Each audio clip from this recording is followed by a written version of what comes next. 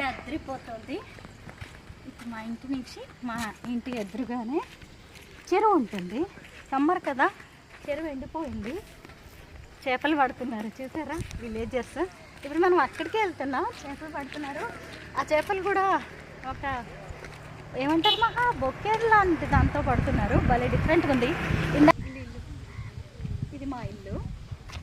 తర్వాత వెంటనే ఇది మెయిన్ రోడ్ అనమాట. భద్రాచలం నుంచి ములుగు అంటే తాడ్వాయి, మేడారం, సమ్మక్క సారక్క వెళ్తారు కదా, ఆ వెళ్ళే రోడ్ ఇది.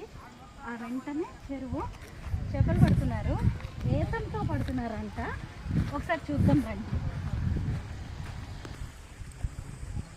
మార్నింగ్ నుంచి ఇక్కడ చేపలు పడుతూ ఉన్నారు. మహాన్ అడుగుతూ ఉన్నాను, సరే వెళ్దాం అని చెప్పి మొత్తానికి ఇప్పుడు లంచ్ చేసి ఈ మధ్య టెండలో ఇక్కడికి వచ్చాం చేపలు పట్టే దగ్గరికి.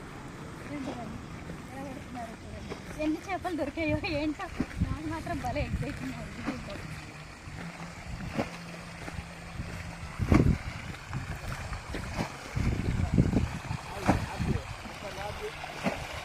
చేపలు పడుతున్నారు అనుకున్నాను కదా, కాదు.